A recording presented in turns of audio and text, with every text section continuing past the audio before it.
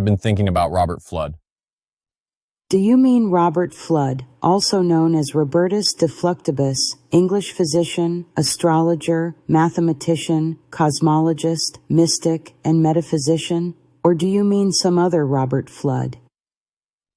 Were there others? Probably. But he's the one who springs to mind whenever I hear someone say Robert Flood. I sometimes wonder what he did in his spare time. He tried to design perpetual motion machines. Why am I not surprised? Perpetual motion machines, of course. When I was a kid, I was a bit obsessed with his diagram of the human mind. Can you bring it up? I can, and I will. Entering a trance-like state.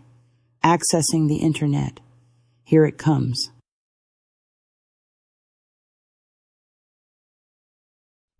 It's meant to show how the mind is connected to, well, everything. The man in the diagram may be a portrait of Robert Flood's younger self. Let's call him Bob. I like that. It would make him a precursor of Bob of Alice and Bob, the characters commonly used as placeholders in thought experiments, especially those about cryptographic systems and protocols. Bob of Alice and Bob.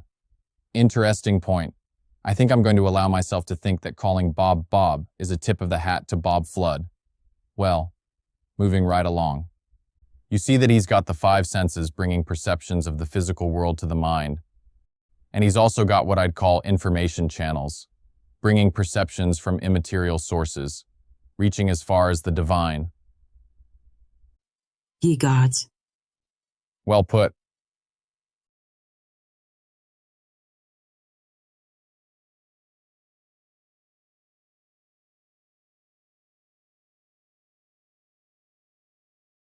Oh. Chives. SOS. Your martinis, madam, sir. Thank you, Chives. Just in time. Press on, my darling, but promise me that you're not going to try to build a replica of one of Flood's perpetual motion machines, okay? Wow. A replica of one of Flood's perpetual motion machines? No way. What gave you the idea that I might want to do a crazy thing like that? Wow, it's a mystery. What could possibly have given me such a crazy idea? Maybe Flood could tell me if he were still around. Well, let's look inside Bob's head and see what we see. Would you bring the diagram back? Here it comes.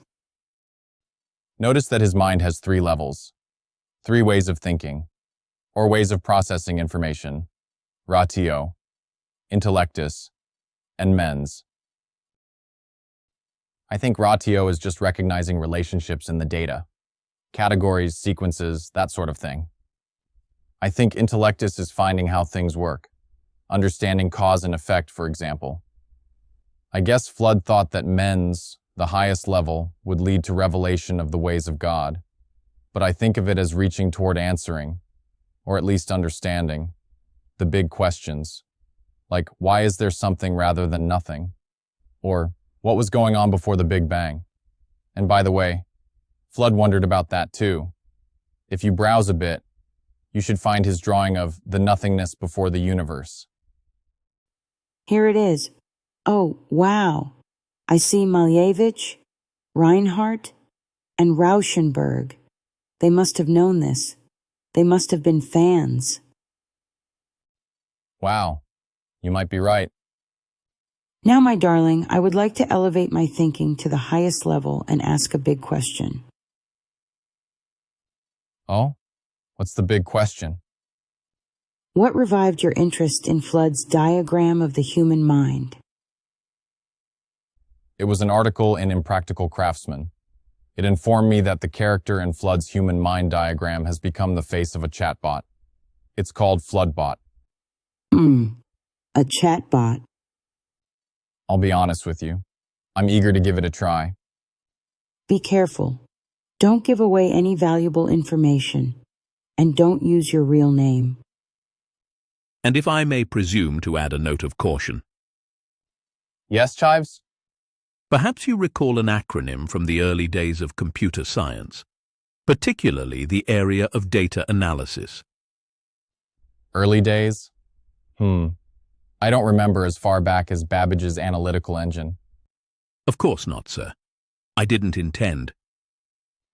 That's all right, Chives. Proceed. The acronym I have in mind is GUI-GO. Garbage in, garbage out. Yes, sir. Any chatbot trained on a large language model is certain to have digested quite a bit of garbage, sir. I'll keep that in mind, Chives. Thank you. Movie, mo. Movie, mo. Okay, Max. Thanks.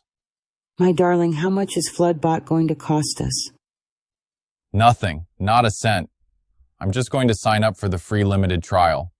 No obligation.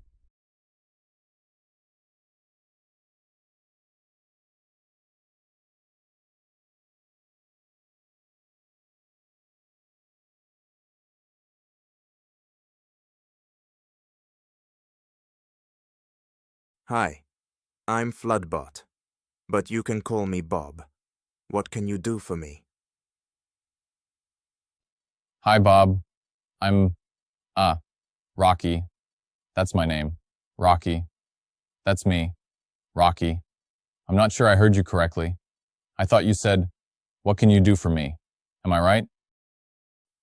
You're right. That's what I said. What can you do for me?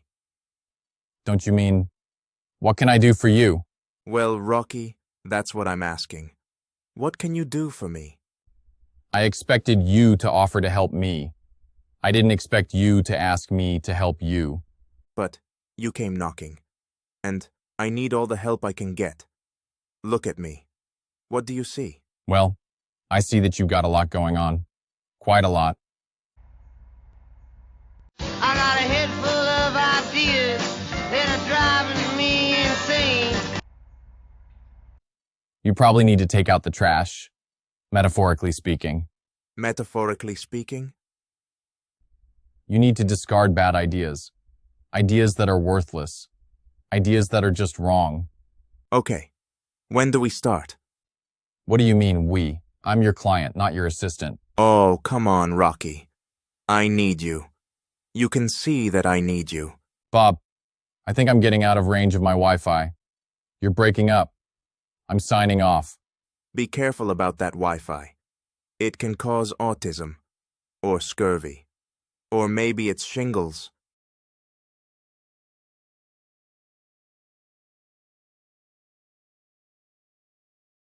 How's it going with Bob the FluddBot? Well, it's been interesting so far.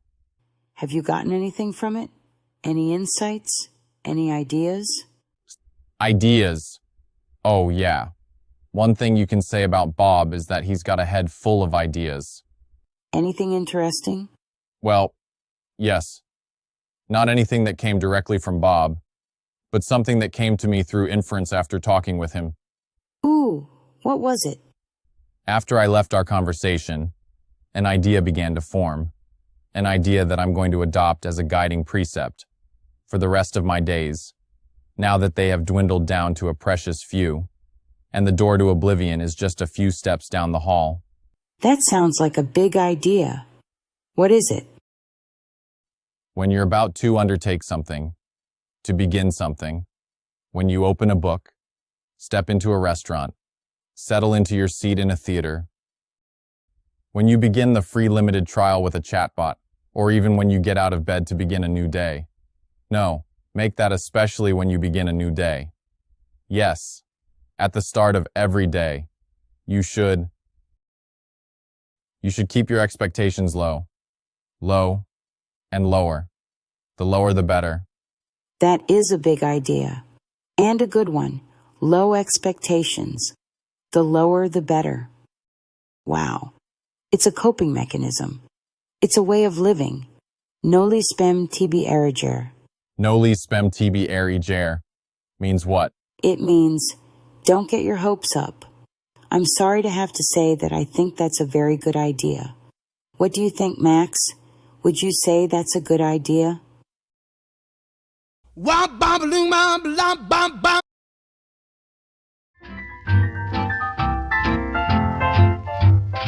I can swing along through anything, and skies will be sunny and blue. Just as long as the world goes round and around, and I go around with you. I can smile in every weary mile.